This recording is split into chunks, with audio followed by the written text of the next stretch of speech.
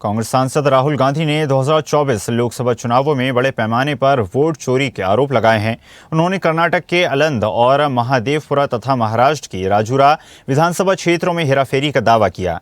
राहुल के अनुसार कर्नाटक में 6018 वोटर्स के नाम डिलीट करने की कोशिश की गई और इसके लिए बाहरी मोबाइल नंबरों का इस्तेमाल किया गया। उन्होंने कहा कि विपक्ष के वोटरों को टारगेट किया गया और वोट डिलीशन सुनियोजित तरीके से किया गया। राहुल ने आरोप लगाया कि चुनाव आयोग जानबूझकर जानकारी नहीं दे रहा और 18 महीनों में कर्नाटक सीआईडी के 18 पत्रों का जवाब तक नहीं दिया गया।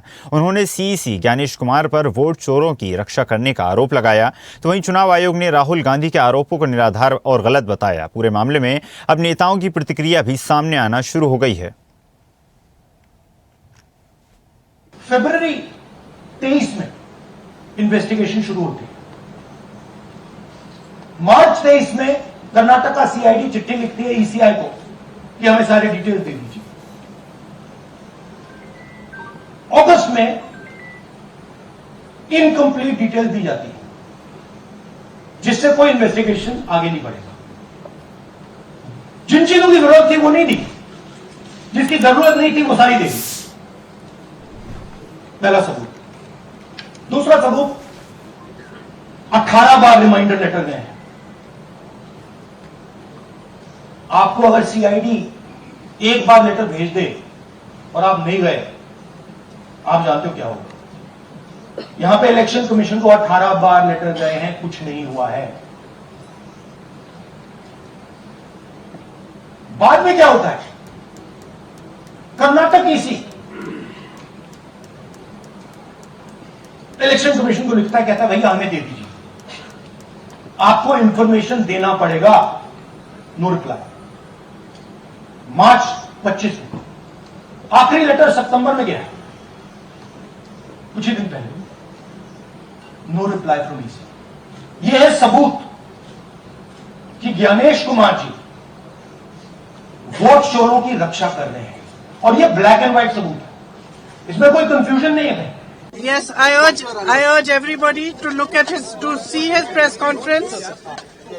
Everybody should watch his press conference because you should understand what is happening in our country and how the EC is colluding to destroy the electoral process and to challenge democracy in our country.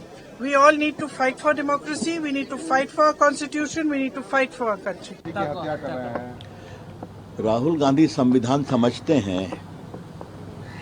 Supreme court गए ना, supreme court ने सब दिशा निर्देश किया ना, कोई stay किया क्या? न कानून समझते हैं, न सुप्रीम कोर्ट के आदेश को समझते हैं, खाली संविधान संविधान किए रहते हैं। मोटी बात बहुत साफ है, राहुल गांधी को वोट नहीं मिलता तो हम क्या करें? और उनके इस लक्षण से और इस आचरण से, जिस तरह की वो बदजुबानी करते हैं, जिस तरह से प्रधानमंत्री विपक्ष पर हमले करते हैं, देश उनको कभी नहीं वोट देगा। मैं एक ही बात कहूंगा कि वो विपक्ष के नेता हैं, अपनी क्षमता से हैं कि परिवार के कारण है, लोग देश जानता है, लेकिन जब आप विपक्ष के नेता हैं तो कुछ तो संस्कारित बनिए, कुछ तो अच्छी भाषा का प्रयोग करिए।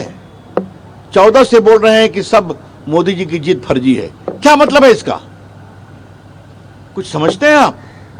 राहुल गांधी इस देश की जनता का अपमान कर रहे हैं। राहुल गांधी इस देश के वोटर्स का अपमान कर रहे हैं, जिन्होंने नरेंद्र मोदी को इतना वोट दिया, जिताया।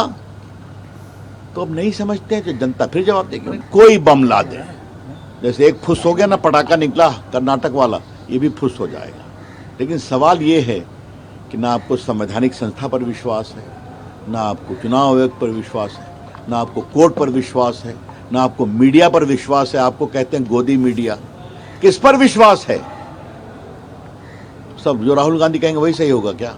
और ऐसी ही ताजा खबरों के लिए लाइक, फॉलो और यूट्यूब पर सब्सक्राइब कर बेल आइकन जरूर दबाइए, और हर अपडेट के लिए विजिट कीजिए स्वदेशलाइव.com।